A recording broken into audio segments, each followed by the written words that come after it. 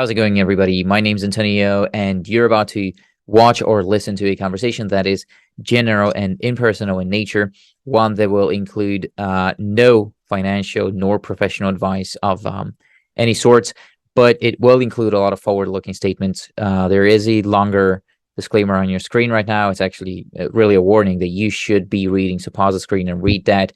And I recommend that you proceed with caution and do more research before taking any decisions whatsoever.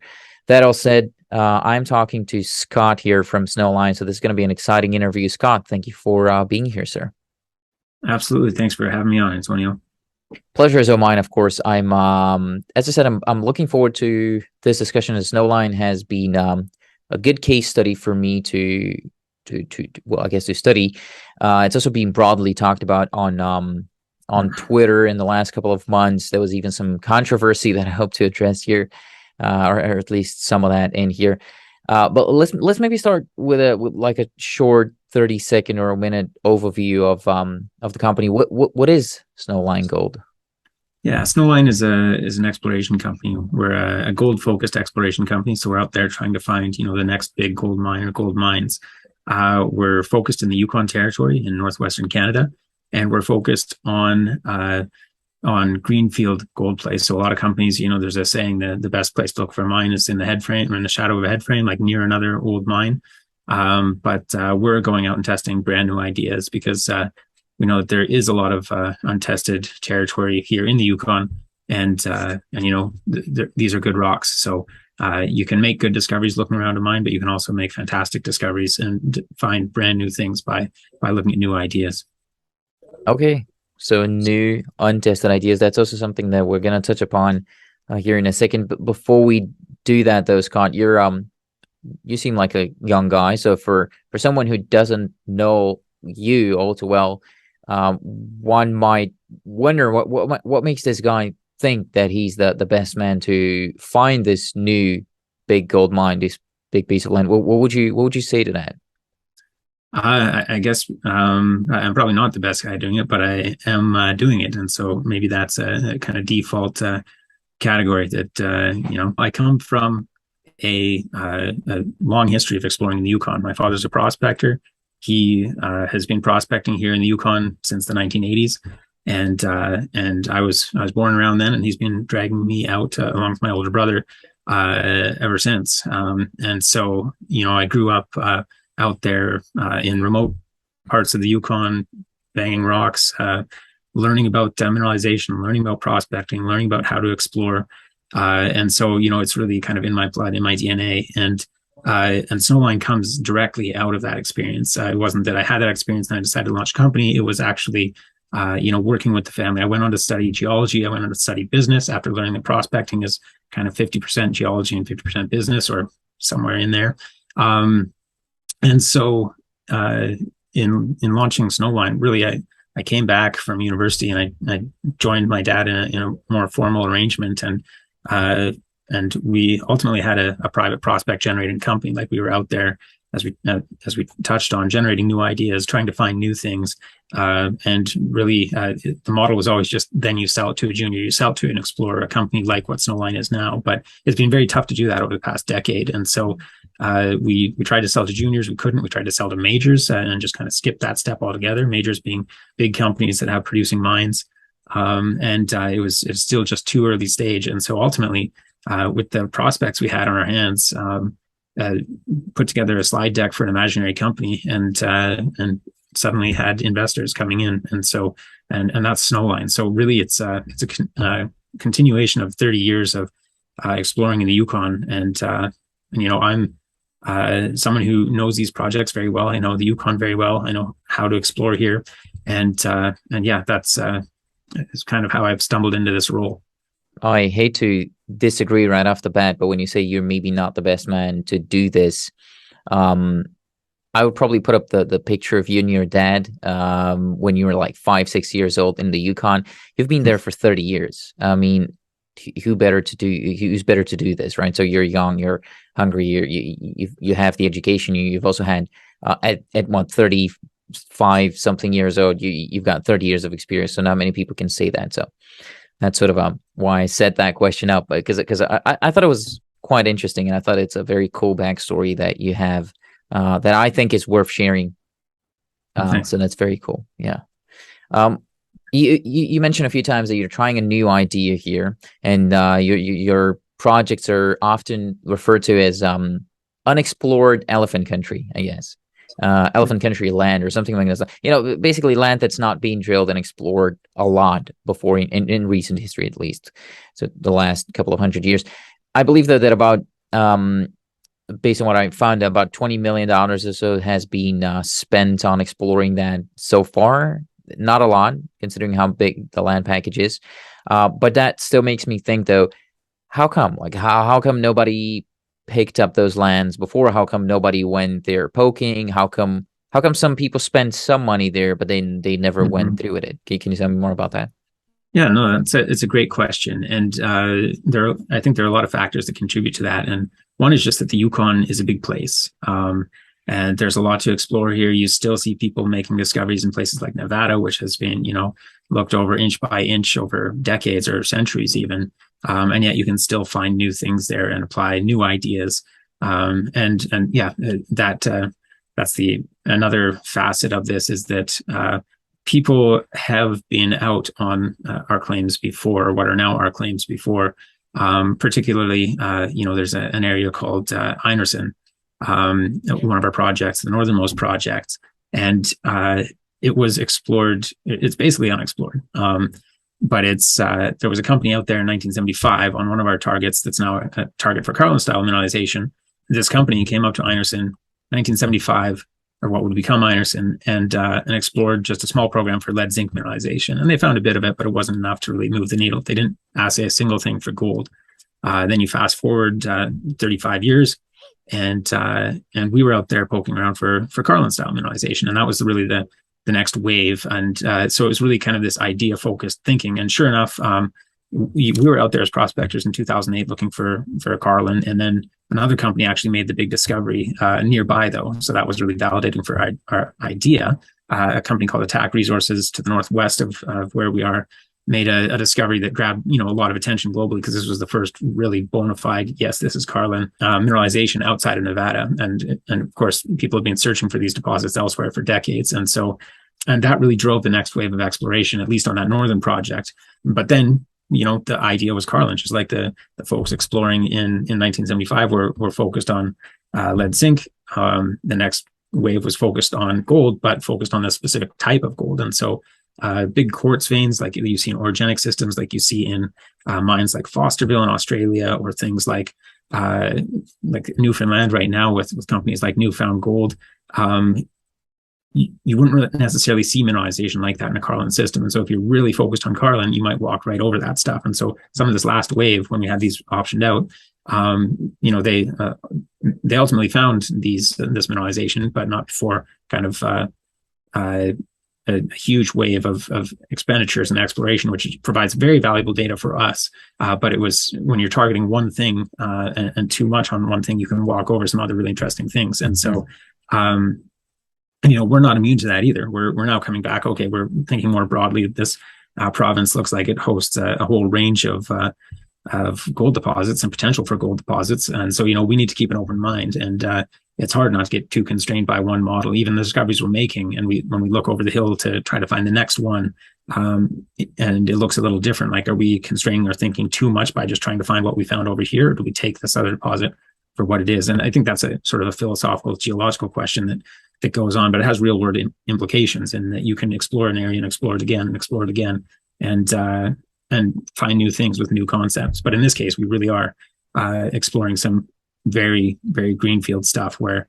we're walking up creeks and seeing outcrops that are just what we hope are tier one deposits sticking out of the ground. And it's like, wow, okay, this has never been staked before. Probably anyone with a prospector or an economic geologist would have staked this before. So if they had seen it, and so the sort of plausible conclusion there is that just nobody has ever walked up that creek before. And then so that brings about the last facet of this that I'll get into, or last angle, is that it is remote. And so we are exploring an area that's not really on the beaten path. That's always been a competitive angle for us as prospectors, to go where other people aren't. But it's not crazy remote. You see projects coming online that have been found in other parts of Canada, other parts of the world, that are far more remote than where we're exploring now. And looking at the rocks and looking at the anomalies that have come out of the data, it just seems like there's such, it's a high bar to clear out there, but the rocks have so much potential. And it looks like, we may be onto a few different targets that any one of them alone could clear that bar. So, we're very happy to be exploring out there, and very happy to have the chance to take this first crack at what could become a new mining district. You mentioned a few of the topography things, like the creeks and all these other mountains, and especially the creeks. Like I believe there's one, like a river, something that runs right through your project. Is it maybe possible that some of those could they cause you any problems, or would they be more of an advantage? Like how am I supposed to look at your topography based on also like how high you're up on hills or in a mountain, or again the creeks around them, next to them, stuff like that? So before I jump right into that, I'll just point out that we have we're exploring a big area, and yes, we've made some discoveries, and I think we're zooming in on Valley there in particular, which I'm really excited to do I think for obvious reasons, if you've seen the numbers there. But kind of zooming back out to the whole district that we're putting together, we have lots of targets and lots of different scenarios out there, and so some of them might have a geometry that's not conducive to easy extractions, others might, and every situation that we find out there is going to be different in terms of the target itself and the extenuating circumstances. But in the case of Valley, we're actually extremely fortunate. You look at not just in the find, but in terms of where it is, and when you look at all these criteria for mineability of a deposit, the boxes that it's already ticking, we're thrilled. Speaking of the topography, it is in a valley. It's called Valley, but it's a glacial valley, and so river valleys are often just a big V. A glacial valley will be a U shape, and that just has to do with the dynamics of the fluids, the Newtonian ice pushing down and creating this this big broad valley. And so Valley is in this flat valley bottom, and so sometimes you find a deposit that's on a hill, and like to chase the mineralization one way, you're going to have to extract huge amounts of this hillside that are all just barren rock, and so you're just moving rock after rock after rock that or truckload after truckload after truckload that doesn't really do much to your bottom line except for getting you down to the mineralization. And so that's your strip ratio. A high strip ratio is bad, low strip ratio is good. Just the ratio of non-mineralized rock to mineralized rock as you're mining. And so Valley being in this valley bottom and having mineralization right from surface, right when we start digging, or whoever starts digging, they'll be able to dig into mineralized rock. And so you start paying back your CapEx, your capital expenditures to set up the mine right away. And so yeah, the strip ratio, the high grade near surface, the consistency present a lot of very nice projects. We can get into the metallurgy and other factors that are also just appear to be ticking the boxes or have the potential, or very likely to tick the boxes. But in reference to the creek you mentioned, that does flow right over basically our highest grade zone, and that's part of why we found it, because there is that creek cuts right through a canyon on the edge of the intrusion, and the prospector that walked up there, a guy named Shane Carlos, working for a company that we'd optioned it out to, he noticed, okay, these rocks are very interesting, took some samples, there's mineralization, you get into the intrusion, there's sheeted veins. His brother was up on the hill, up on the edge, and was grabbing these rock samples just off the shoulder of the intrusion, grading up to 152 grams. Really, I guess I get carried away with discovery stories, but they're fun. But the creek itself it would have to be redirected to do this, but it's not a huge stream. It's not a huge obstacle, especially if you consider the size of the prize. And there are actually some pretty interesting things that you might be able to do. We actually had a minister from the Yukon government who came out and was looking at the project and looked at the stream and looked at the canyon, and he said, you could probably pull an interesting amount of hydro, watts out of here, or maybe a megawatt or something. You'd have to do some actual studies to see what we could pull from it. But route it around with a diversion, have a penstock potentially, and then just with that drop that you get through that canyon that's there now, you could actually generate probably enough power to power a camp out there. You need, of course, additional power to actually process some of the bigger operations, but yeah, it's it may be an advantage as opposed to just another bit of logistics to deal with when you're developing a mine. How did that meeting go, by the way, with the government? Because I've been thinking about the local government, because I know that Yukon is generally pro mining, but given the size of your land package, now obviously you wouldn't make one mine of the whole land package, but even only the valley discovery is rather large. Like, do they want large open pit mines in the Yukon? Well, I mean, there are large open pit mines in the Yukon, and there are large open pit mines that are moving ahead. You look at things like Eagle, Victoria Gold. They're really an economic driver of the Yukon right now with that project outside of the community of Mayo. And you look at other projects that are moving forward. Coffee is open pit. Casino is open pit. And when looking at Valley, I think one important thing to think about is, you say large open pit mine, but what does large mean? And this is gold only. It's multiple grams per ton. And so the grades here, like you look at the gold grades in something like Casino, or you even look at them at where a very small fraction of a gram, but there are copper and other things in there. But Casino is big, low grade, probably billions of tons.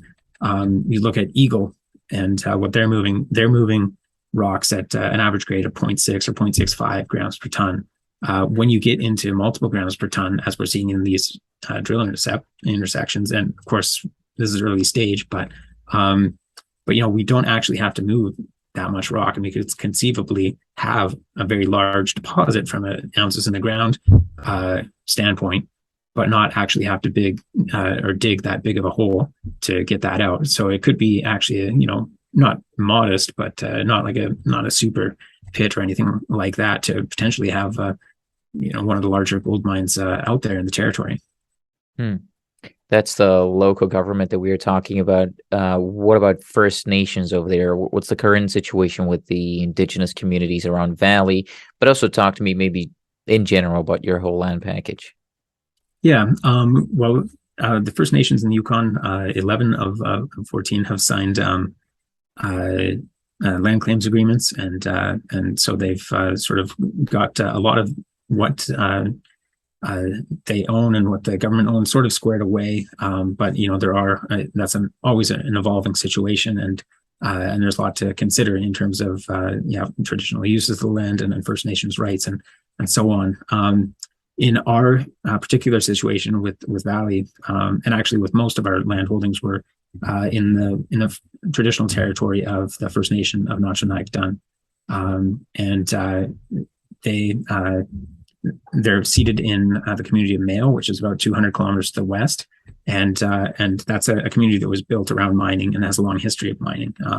And I think there are positive and negative aspects of that to be aware of. Of course, mining doesn't always have the best legacies, but it does have economic advantages and can build communities. And really, Mayo has seen it has seen a lot of mining, and it has seen mining go ahead recently. And you have active operations there with Victoria Gold. You have Alexco, recently bought out by Hecla, operating in that same area, just immediately outside of Mayo. And so we've been very cognizant of that and trying to build as strong a relationship as we can. And really, we've tried to integrate community into the DNA of our company. I'm from the Yukon, born and raised here, and now raising a family here. And I genuinely want to build a company that's good for the territory. And so we've been very proactive in our outreach to the First Nations and trying to keep open lines of communication, trying to identify and operate within the framework of their concerns.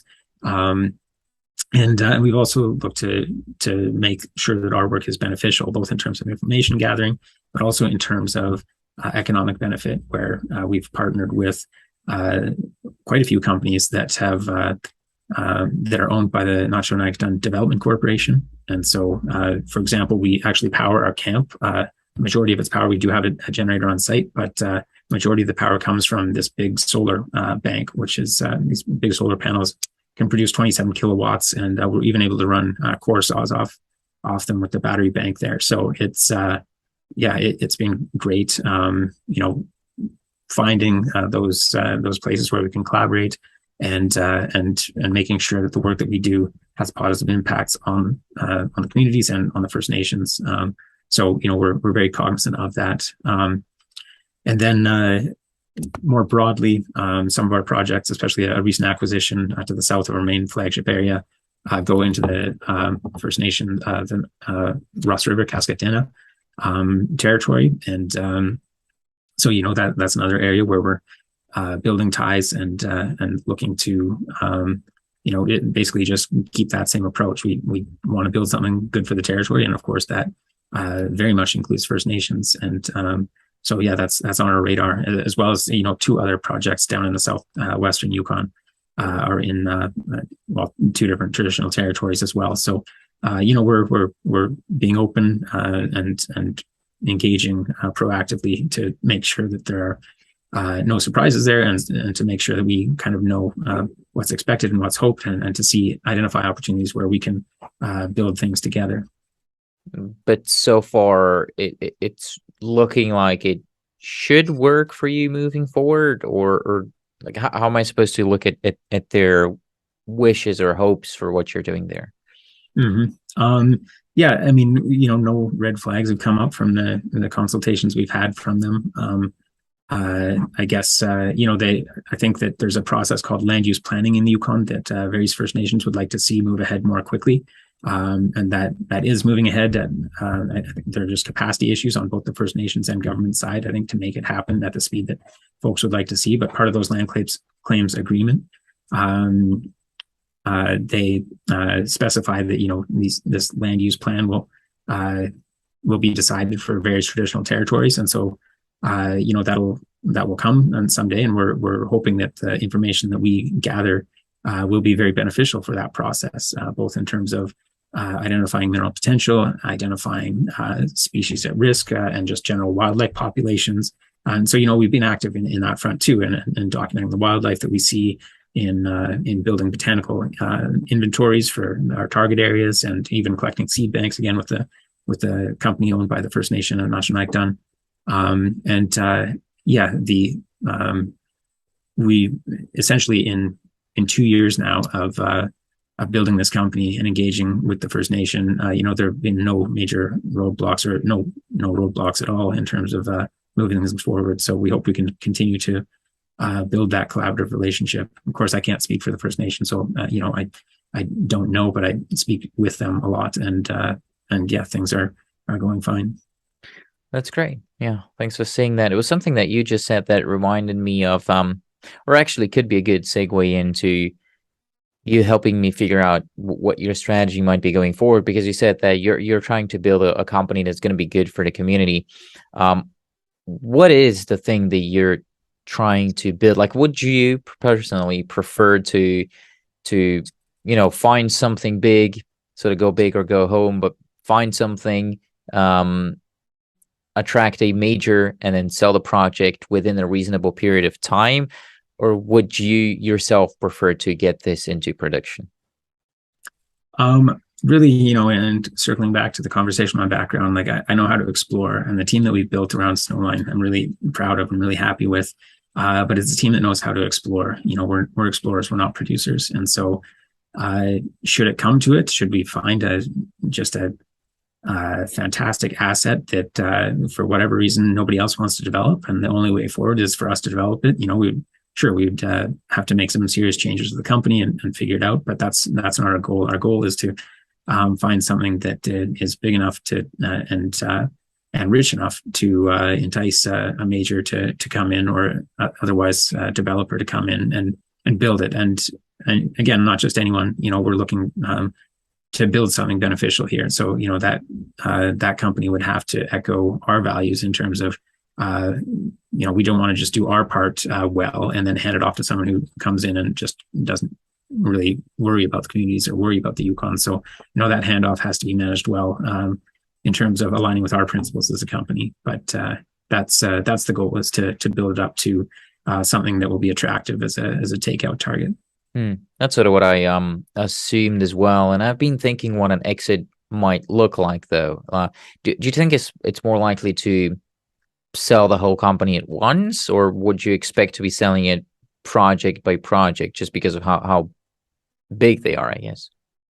Yeah, and we didn't set up to become a prospect generator, which would be sort of what that model would be if we're just carving things out, selling this, make a discovery here, sell that. We've really acquired the position we have, just recognizing that there is a district there, and going after it. So, and also with the idea in mind that when a major comes in, they probably want to see some kind of a pipeline, and we're building something here quickly that may prove to be a kind of pipeline that companies could dig into for years and even decades to come, especially if they have a project out there that's producing gold. So that's essentially what we set out to do. But that said, we recognize that there's a lot of value, especially if this is a district. And so it would really depend on the specifics of an agreement. And I don't want to commit the company or the board to one path or the other, but it could be that there's a transaction that takes us out as initially planned. And of course, this is you gave the disclaimer for forward-looking statements. I think we're well down that rabbit hole now. But in the one path, we could have a company that comes in and just takes everything out, but the value would have to be there to match what we see as the potential and the risk in the rest of the claim package. And so another potential alternative would be putting those assets into some other vehicle, or otherwise arranging the structure of the transaction so that you basically have a sale, but then you still have the upside on the rest of the assets, in terms of continuing to explore and continuing to do what we do best, and continuing to reward shareholders with additional discoveries should they be there. Right. And attracting that buyer, as you said, would likely need free. I guess you would have to keep on adding to what you've been doing so far, or keep delivering on what you've been delivering so far. One of the reasons being that you're far from infrastructure, as you said, you're off the beaten path quite a lot. So I guess it will take a lot more of what you've already reported to attract the attention of majors, right? Or maybe are there majors already calling you? Maybe after the last news release, like, is there something you can tell me there? There's certainly attention. I think that our results here speak for themselves, and one thing that's worth noting about Valley, as opposed to other recent discoveries and other success stories and other transactions that have gone into majors, I'll bring up two in particular. One is Brucejack, Pretium's discovery in the Golden Triangle, very high grade gold, very rich underground system, but very complicated. And it really took that company. They made the discovery, and that wasn't enough, and so they got into feasibility, and then they ultimately built the mine and they started mining it. And it took that much to really prove out that, this is real, this works, the grades are here, the scale is here. And at that point, they were bought out by Newcrest just recently. Further, so they're on the kind of difficult end of deposits in terms of what's easy to understand, what's difficult to understand. And that one, even to well-trained geological minds, that was a difficult one to understand, and it took a long time to really prove it. Kind of a little closer on that spectrum to the easy side is Dixie, which was the flagship asset of Great Bear, who were bought by Kinross for a substantial amount of money recently as well in the past few years.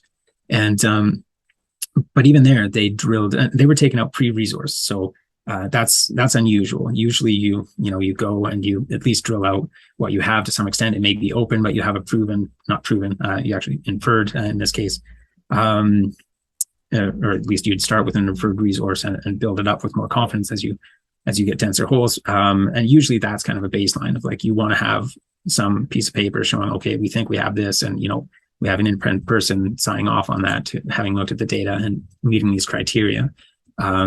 But in their case, the potential was enticing enough that, that they had interest from several majors, and they were ultimately taken out before putting out a resource. And so they were kind of halfway through a drill program to a resource. I think they drilled north of 300,000 meters, which is a lot, 300 kilometers of drilling. And they were really only halfway there. So they were taken out at that point, which is fantastic. But the company that bought them, Kinross, they immediately turned around and drilled another 300,000 or 400,000 meters, and they're still in that process now. And I think the initial resource estimate for that deposit is expected later this year. And so you can see that if the writing is on the wall, if the deposit is a little simpler, it can be taken out at earlier stages. And then I think way further over on that spectrum, you have Valley. And again, this is one of the things we're very, very fortunate about. Valley is not a structurally hosted thing. It's not a structurally controlled thing, at least not to the extent that those other systems are. Valley is what's called a bulk tonnage target. And so the gold is really there, sort of like a big cloud underground. We have these veins that are cutting through this intrusion.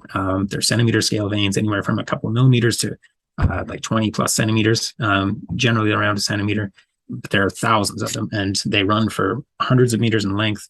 We're seeing them across hundreds of meters of width, and we're seeing them down to depths of well over 500 meters. So, and so it really comes down to grade continuity and scale, and of course what those grades actually are. And so in the drilling that we've done so far, we have a ton of momentum, and that's really, if you step back and look at, I think it was figure 2 in our last release, which was sometime last week.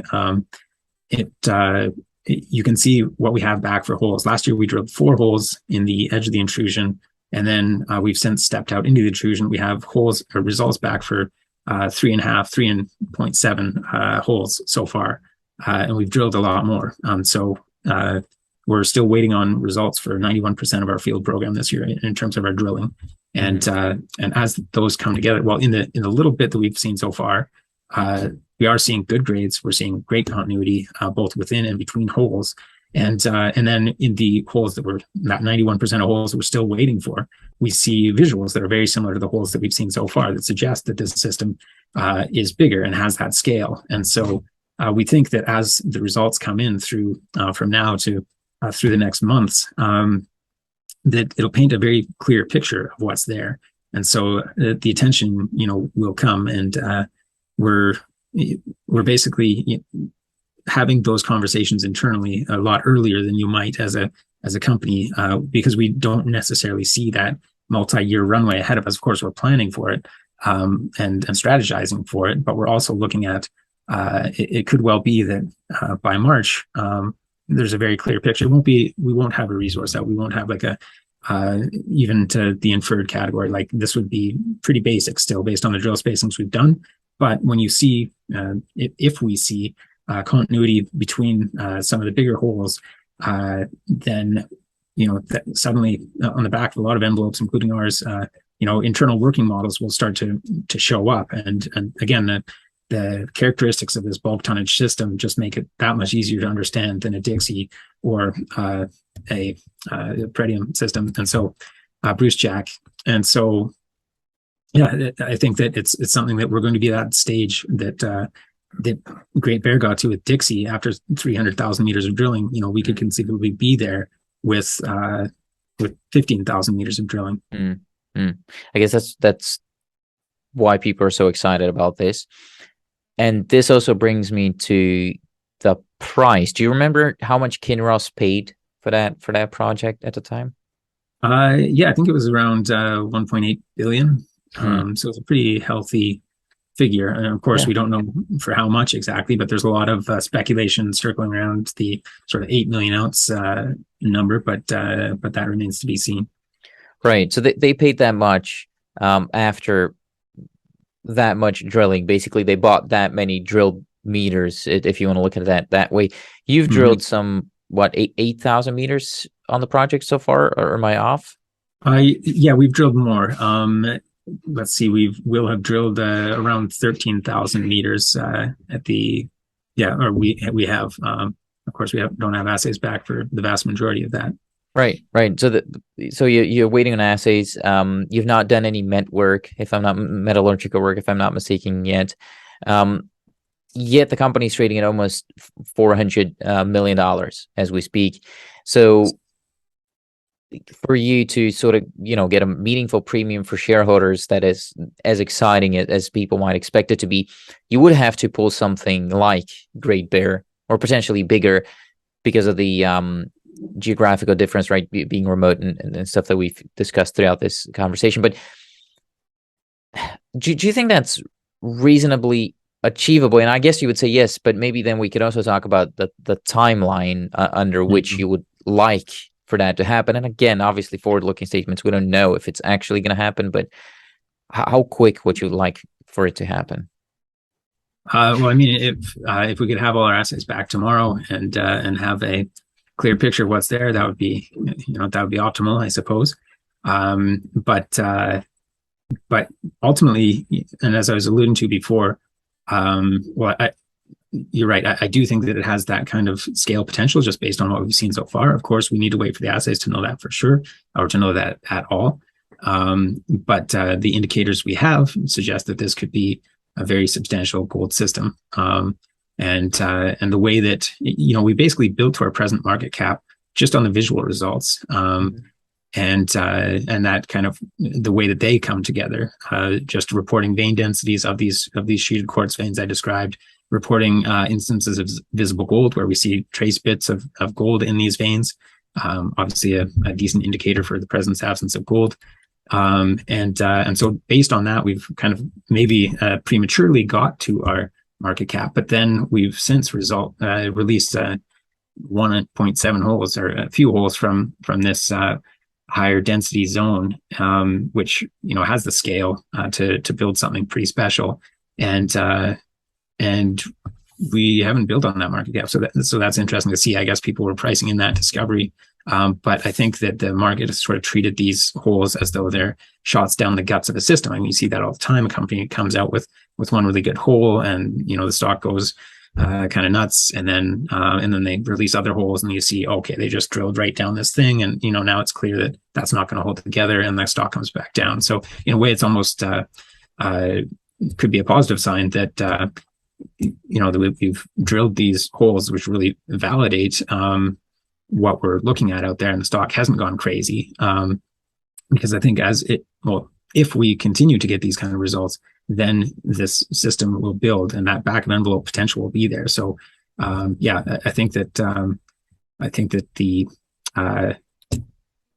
the upside is certainly there for putting something big onto the table. And then in comparing where we are to where Dixie is located, obviously they had this was in Ontario. They had roads, highways and power lines and stuff nearby, and that does make it very attractive for actual development purposes. But that bar is only so high. Like, yes, we're remote, but once you get a big enough deposit to clear those hurdles of bringing in access, bringing in power, then anything on top of that is basically bonus. And so if we can build a system, and maybe it's not maybe you don't need what Great Bear had to get to that scale.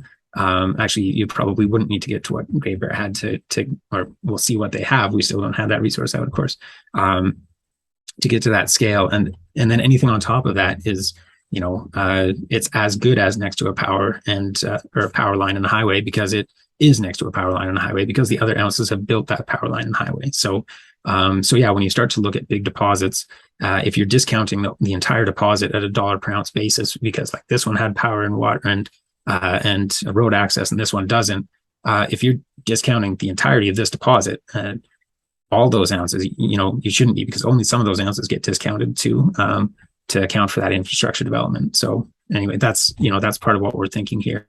And one of the reasons that we think that this has a lot of upside. I'm happy that you're sort of mentioning other stories, because it's easier for me to understand the value behind the company if I compare it to other things that have already happened or are playing out as we speak.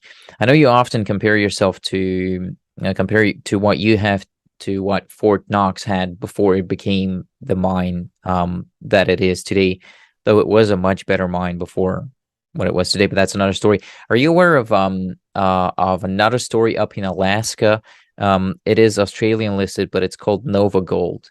How do you compare to them in terms of and this is, by the way, this comes from my friend Fukashin. He's an analyst from the Independent Speculator. Mm-hmm. They're much cheaper in terms of market cap, if I'm not mistaken. They're in a much further stage, though. There's a lot more known about their project. So a lot of the things that you said today, like, hey, this is forward-looking statements, we didn't know that, we got to get the assays back, we got to do metallurgical and all that.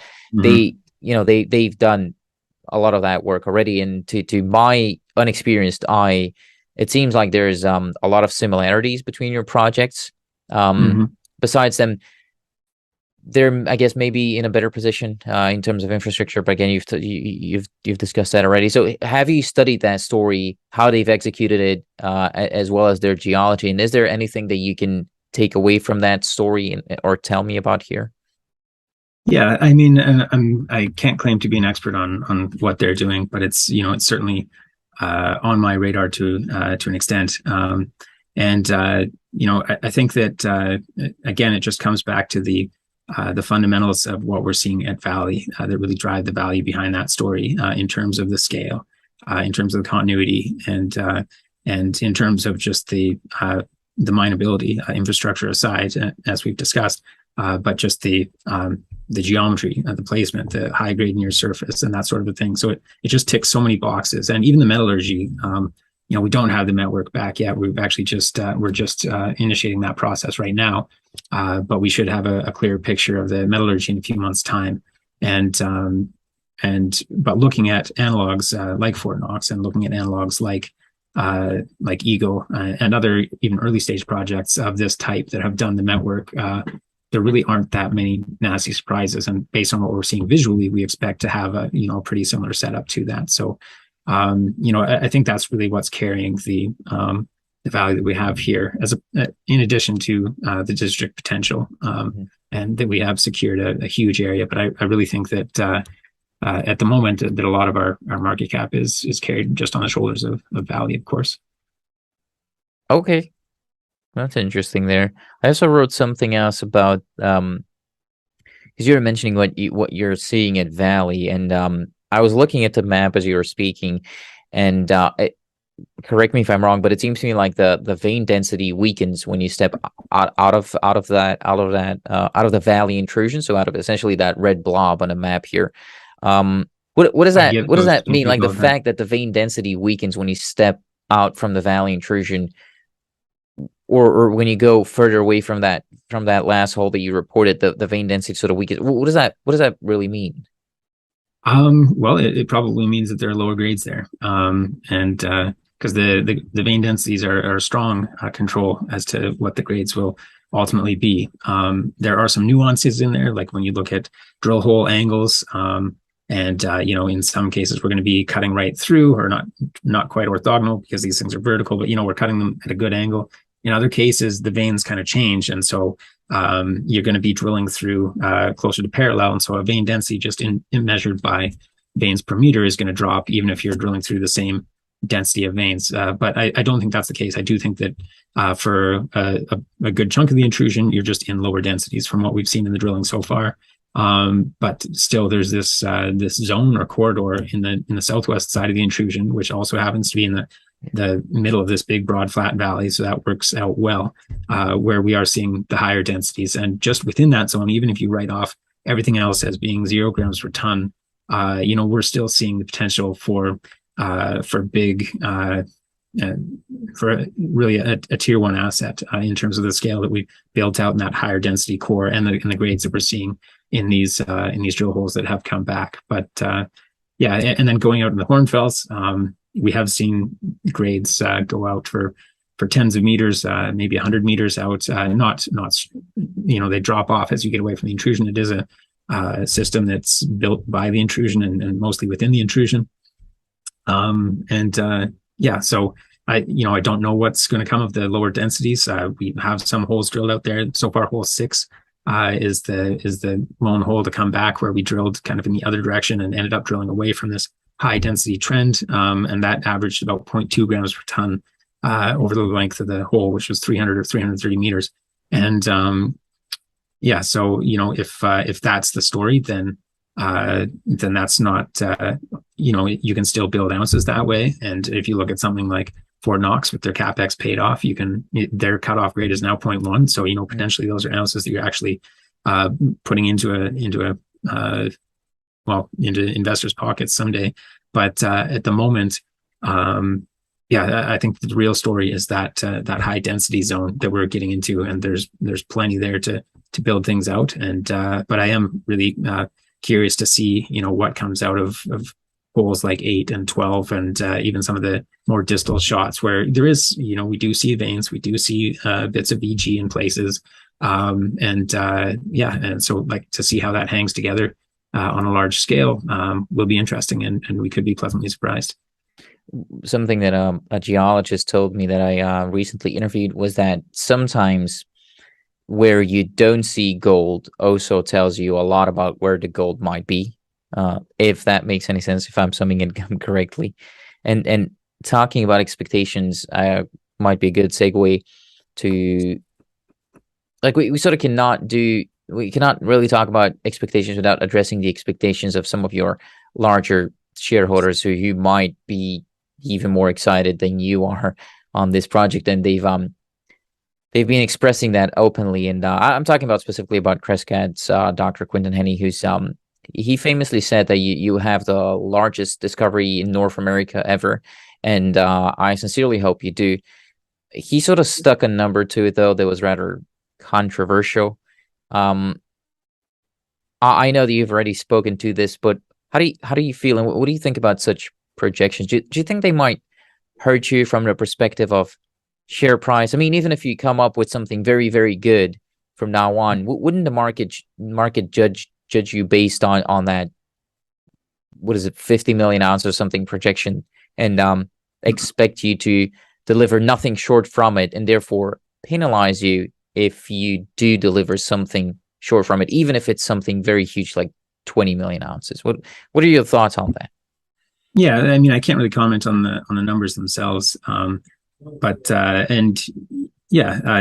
don't want to set expectations too high and then disappoint with something that's still very fantastic. But I mean, I think that we're still at a place market cap wise where there's a lot of blue sky here for just sticking to the grindstone and putting out something, even if it disappoints relative to those numbers, that could still be pretty special and still offer shareholders a very handsome reward. I did notice that the news release sort of went silent for some 12 weeks, 13 weeks between the time you sent hole 10 to the lab and getting the results back. And sure, I understand that it takes a while to get the results back. Especially, I recently learned that if it's higher grade, that could be, those appear to be tougher to sort and then assay or something along those lines. But I don't know. I'm just sort of guessing here. But why did you go silent? Like, did it have something to do with the increased attention and a little bit of controversy that was happening at the time, or was there just really nothing much to share? It didn't have to do with any of that attention. It really, we came down to not having results back to share, and then it was kind of a two-pronged thing where the tail end of our exploration season kept us very busy, and attention on the company has kept us very busy as well. And so really kind of keeping our nose to the grindstone, trying to build the company, trying to build value, does take a lot of time as to releases. But in this case, it's just waiting for assays, and that's that was the story last year, and we thought that it was going to be different. It's obviously very similar this year, even potentially worse than we saw last year. And so we would have loved to have those assays back in hand to make some key targeting decisions later in the year, but we didn't. Fortunately, we are very lucky in this kind of system to have the visible gold, to have those vein densities and things like that to help guide our decision making out there. But really, it's qualitative data at that point, and so not as good as the quantitative. So it would have been great to have assays back a little sooner, but we are where we are, and we expect assays to continue to trickle in. And this is the silver lining to it, I suppose, is that we end up as a seasonal company with news flow. Not that we want people just jumping in and out of the stock. Of course, we prefer longer term investors who see the big picture here. But the reality is that there are a lot of people who invest in the stock for for a quick profit, and this gives news flow for longer. So we would rather have information, but at the end of the day, now that things are kind of a little quieter in the field for the off season, or a lot quieter in the field. It gives us kind of something to look forward to, and continuing to build our story. I think you put it nicely, because you said that some people invest in the stock, and I'm probably going to make somebody puke by being a big old cliche, but you're supposed to invest in the company, and a lot of people invest in the stock for the move in the stock price. And by the way, for the record, I have no reason to suck up to you. This is not a paid interview. I don't charge for these interviews. I missed the run up on Snowline because I was not a shareholder. I'm still not. I haven't pulled the triggers. I have no reason to suck up to you, but I actually see it the opposite, and I don't understand why the market sees it that way. But sometimes people talk about like, oh, they haven't been releasing news for like 10-12 weeks, they're probably not doing anything. I'm seeing it as the exact opposite, as to they're probably doing a whole lot more important things than sitting at home and writing news release about, hey, today we saw this rock on the property or something along those lines. Then again, you have to have trust in the team, I guess, to know that they're working on your dime, I guess, as a shareholder. So that maybe makes sense. But that aside, you're a few times you mentioned that you're waiting for some assays as we speak, quite a lot too. And again, it takes a while to get those back. So maybe you can sort of remind me about exactly what you're waiting for, and share your expected timeline as to when those assays might come back. Yeah, and just to touch on your earlier point, I think that there's definitely a balance to be struck there between messaging and we went silent, and there is a material impact to that. So we have to be cognizant of that in terms of how we tell our story and that sort of thing. There are news releases that are material, and you just have to get that information out there. But when it comes down to like, okay, we on our like third level project over here, we found a soil anomaly and that kind of thing, or like you say, we're sharing this photo. We do need to be cognizant of that messaging. We are, and I think our Stephanie Hansen, our social media and IR manager, has done a fantastic job in helping us tell our story, helping us engage with shareholders, maybe not through news releases, but through social media and that sort of thing. So yeah, we're definitely cognizant of the need to kind of keep those embers burning. And yeah, there are times when we just get bogged down because we are only so many people and we are trying to do a lot. But other times, yeah, we basically have to put news out because you have to, because it's material information that you don't want to just sit on. You can't just sit on. Let me maybe interrupt here, because I'm getting a thought, and that doesn't happen too often with me. So what do you really need to even worry about the share price right now? Because you're cashed up, and I'm probably going to ask about that sort of in a few minutes, but you're cashed up. You probably, I'm assuming you don't necessarily have to raise money right away, and your share price is doing better than most companies out there, definitely in the gold space. And your goal is not to sell out your shares all of a sudden at 500 million. You want to go big or go home. As you said earlier, you want to sell the company for hopefully a larger amount of money. So why did you expand your marketing team? Like, why do you have to worry about the communication instead of just, when you get an assay back, even if it's 20 weeks in between, just report whatever is material and leave it at that? So why are you focusing on that side? Yeah, well, I think there are a few important reasons, and Stephanie's with us full time, and actually she came from a marketing background, and we actually sent her into the field to go do work in the industry, so she kind of understood better what we're doing instead of just someone comes over and talks about the story. She owns the story, she knows the story, she's a part of the story now, and I think that's part of what's important is just those genuine, open communication with shareholders. And yes, we're in a strong position. We're very fortunate to have a strong treasury, a nice runway, and easily definable objectives along that runway. And so we're in a good position there. But nonetheless, if we totally take our mind off the share price, and yeah, we're very lucky that it's very muted compared to how it is for most companies when you're living and dying by that, and you're trying to do your next raise, and of course you don't want to dilute. But we're in a position where we can run for potentially years with what we have, but nonetheless, if the share price languishes, if we're not communicating the story to investors, we're not going to be.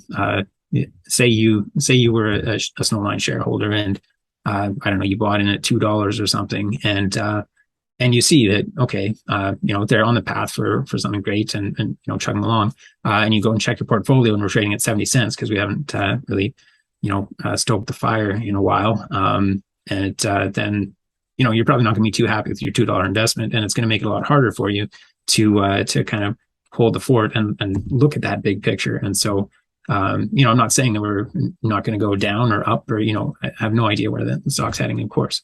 But that said, if we can, if it's in our control, and it really isn't, but parts of it are, and I think that messaging, that communication, and trying to keep our investors informed of what we're doing will make us that much stronger as we go along. So that's kind of the incentive there. And we're not, I'm a geologist, and I think geologists, especially when they're managing junior companies, get criticized a lot for being way too dollars into the ground, and marketing doesn't matter, the rocks will tell the story. And I admit that's who I am. That's what I see. And even just I really don't like paying for things and when it comes to media, but I recognize the importance of getting our story out there. And so I am very appreciative that you would drag me on and take the time to actually listen to me for an hour, which is fantastic. Most people will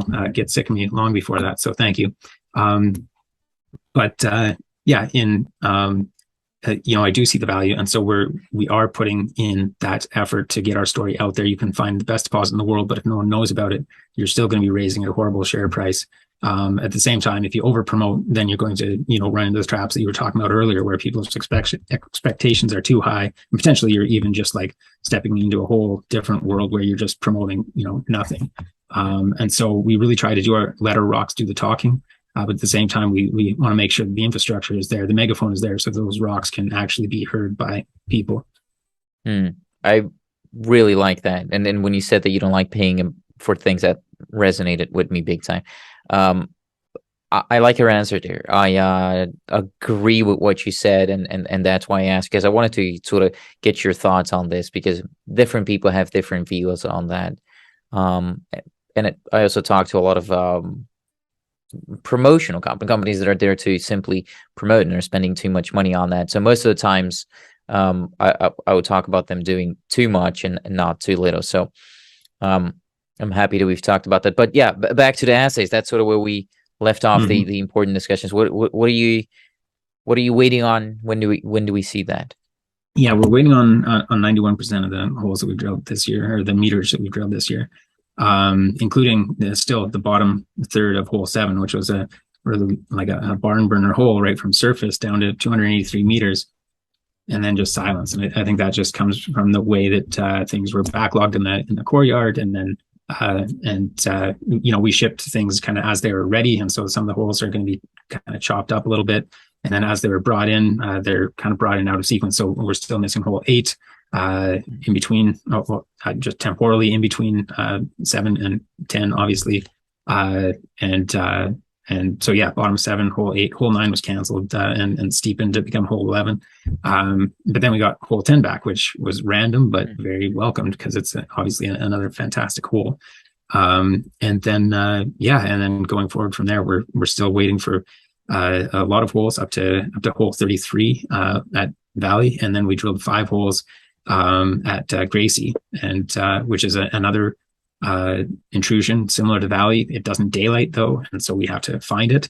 And so that was the objective or one of the objectives of this program, was to find it or gather information towards it. We're already in a good geological anomaly there, geochemical anomaly, and so our fingers are crossed that maybe we'll see something really interesting in the hornfels. We did see veins that are parallel to the veins at Valley, so formed in a similar stress regime, which suggests similar timing to the emplacement of the Valley, which suggests a very strong genetic relationship between the two intrusions, the one that formed Valley and the one that formed Gracie. And so, and then we've seen visible gold in 4 of the 5 holes that we drilled, and the 5th hole being one that it was hole number 3, I believe, that actually, no, sorry, that was hole number 2 that we drilled down about 100 meters in really tough drilling, and the rocks weren't what we wanted to see, and ultimately decided to call that hole and get into more productive areas. But yeah, so 4 of the 4 holes that we really met our objective of in terms of meterage, those were,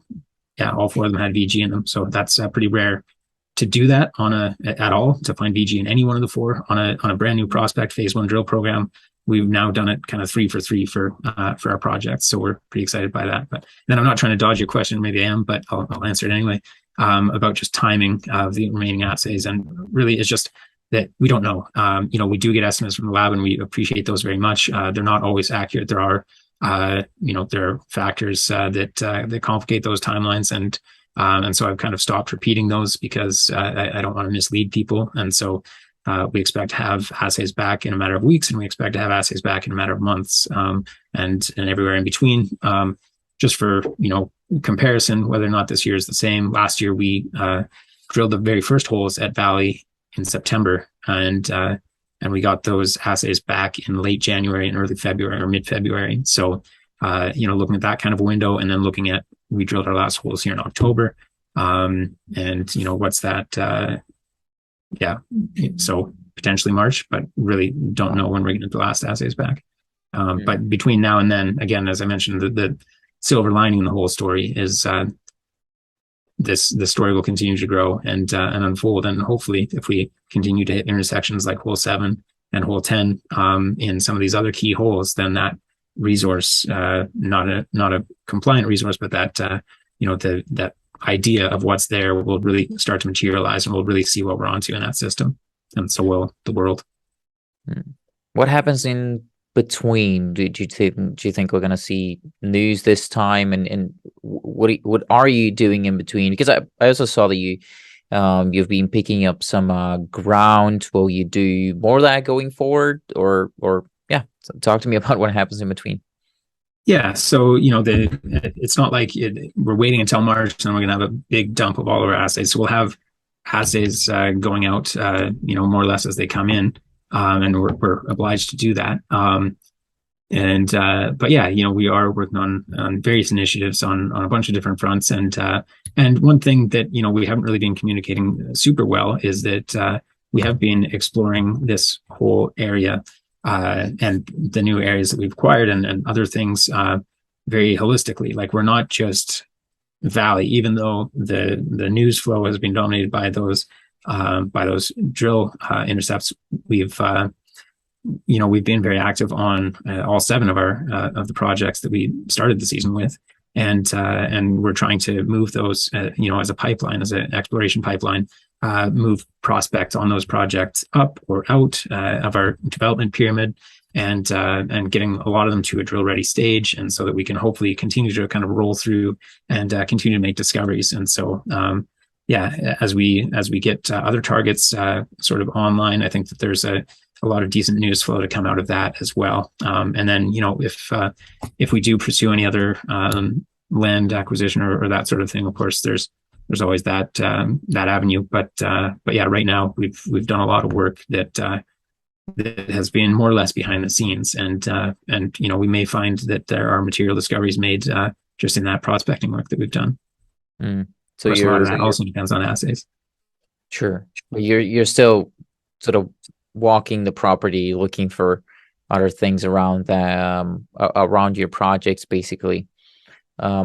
It'd also be interesting to see, as you're announcing these assays, if other companies are going to start coming in to the region and start, picking up ground close to you, because you see that happening a lot in other places where companies have discoveries. So that'd be interesting to watch. Yeah, well, so that's what you're doing in between. What about next year? Maybe you can give me the when, what, how, and how much of what you're planning on doing next year. As a baseline, we're looking to do what we did this year. And actually a little more because we kind of ramped up through the season. We started with one drill, quickly brought in a second, and then brought in a third sort of midway through after we had done a capital raise mid-season.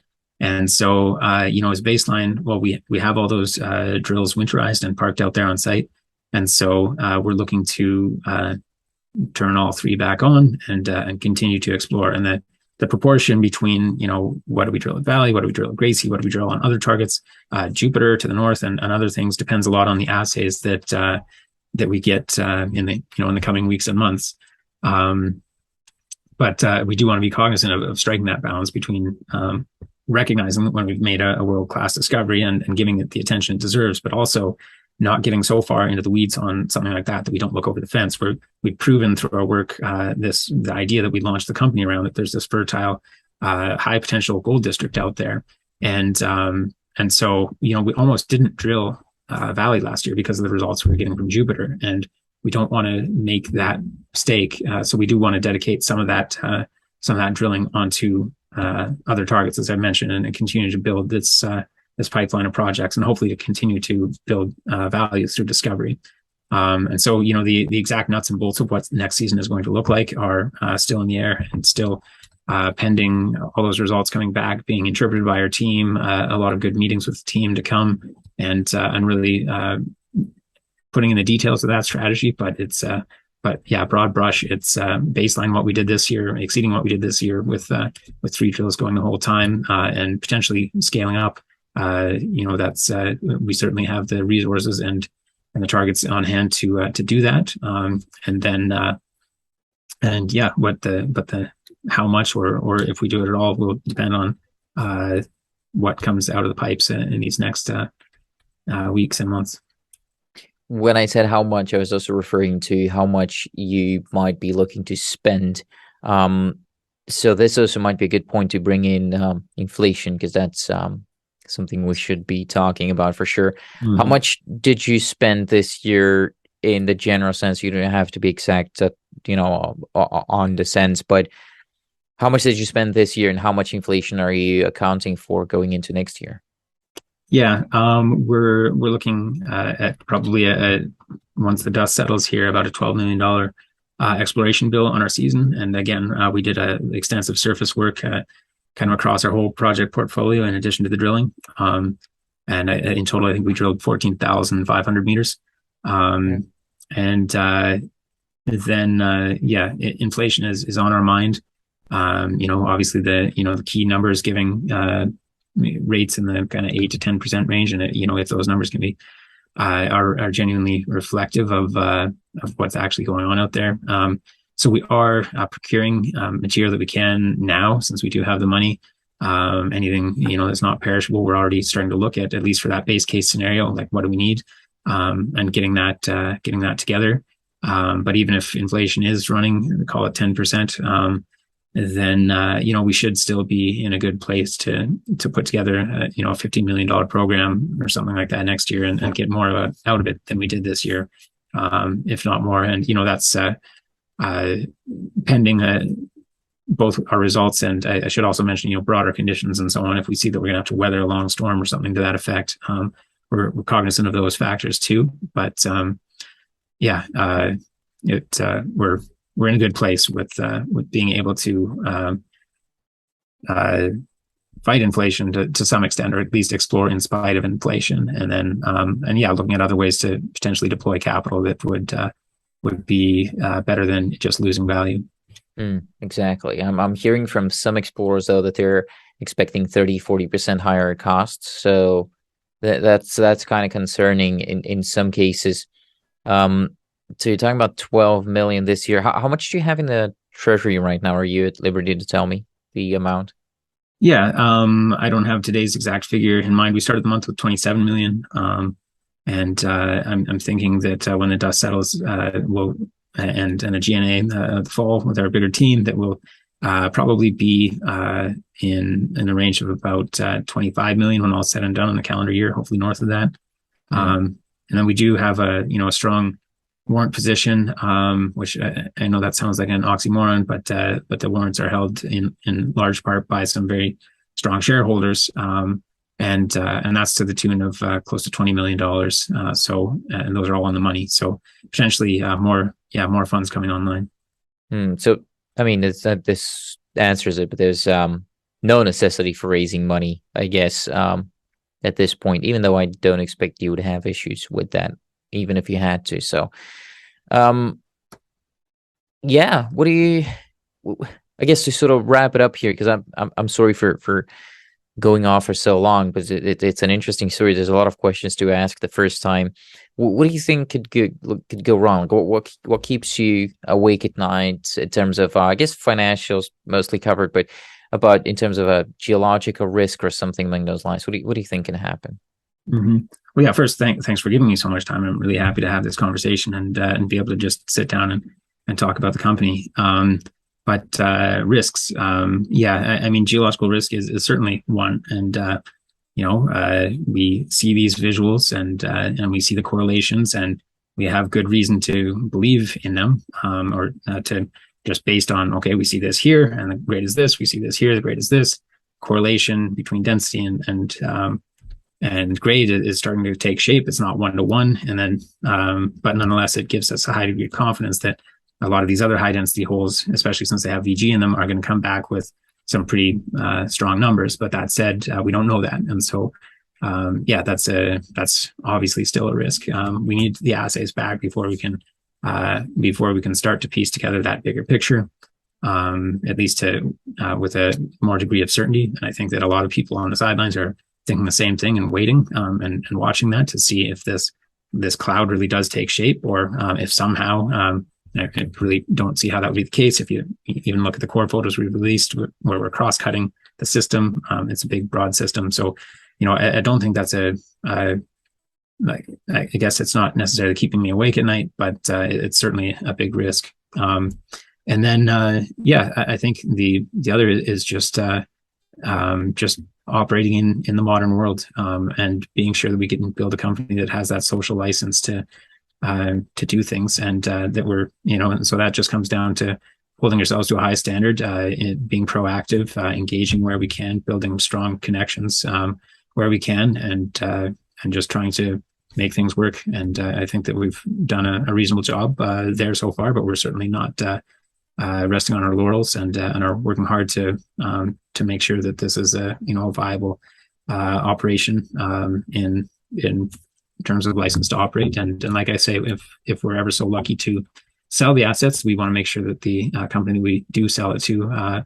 operates with the same integrity, or and has that same kind of view on things. I did know this might be a bit more specific, but I did notice though that and why I'm bringing this up sort of out of the blue is because otherwise I'm going to forget it. But I did notice that you mentioned the true width as unknown yet.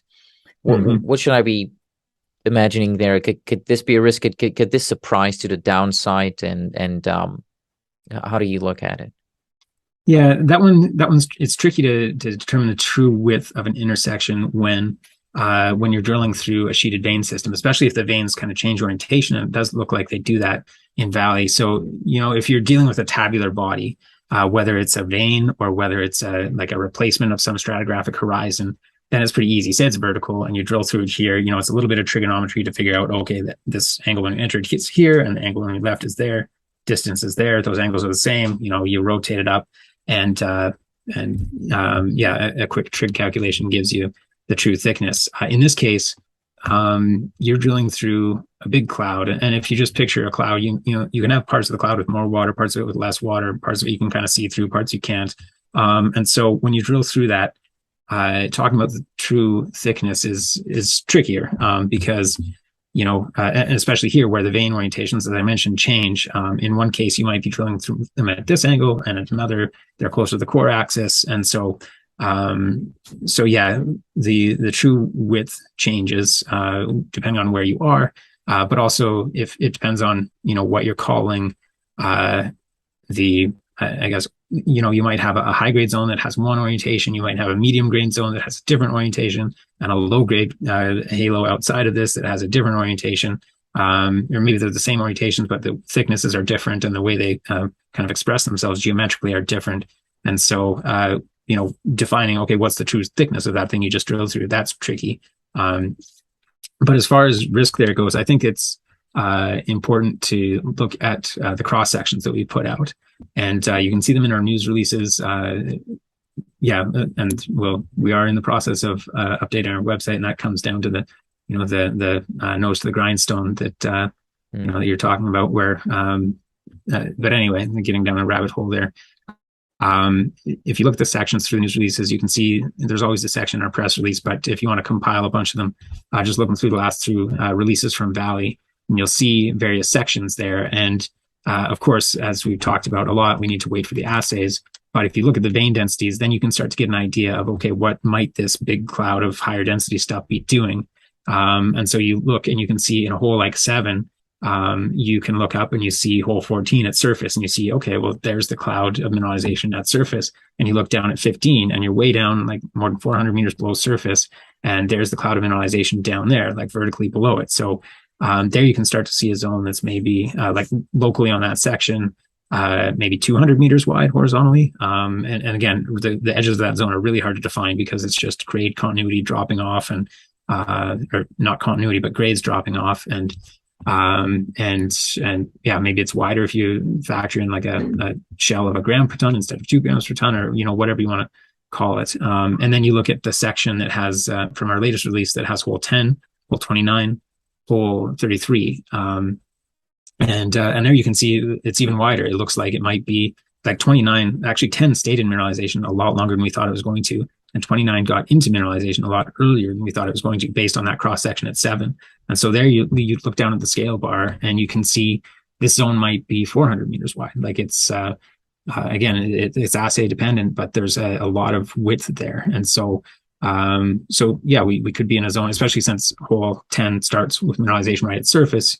Yeah, we started in the zone. So those widths downhole are certainly, you're drilling across part of it because you're getting a depth vector in your in that number, but you're also getting a width vector. And but just looking at the sections is the best way to get a sense of the width. And then just while I'm on that topic, a bit of a tangent, but that hole 33 in that hole 29 and hole 10 section, and it says it on the figure, but you can't necessarily take those vein densities as plotted straight as a straight comparison to the other holes, because it's drilled at a different angle. It's drilled at a higher angle to the actual veins, which are close to vertical there. And so, as I mentioned before, then you get a lower density, a lower apparent density, although the grade could still potentially be the same. Scott, I just looked at the clock on my camera over there and realized that we've been at this for more than an hour. So I'm just gonna let you go. Is there something that I failed to bring up, but you had hoped that we would talk about here today? No, I think that was a great discussion. Yeah, I'm sure there are many things I'd love to keep talking about, but it's probably for the best that you clamp it shut here, and we can go from there. I would. This is an interesting story to follow, even if I never end up getting the right time to buy or whatever. I will keep following this week just because it's just interesting. So yeah, I think as long as you're willing, I'm definitely willing to have a second discussion. So yeah, thanks, Scott. Thanks for investing in time on me, and let's pick this up next time when you have more news. Absolutely. Thank you, Antonio. Really appreciate it. And yeah, thanks for having me on.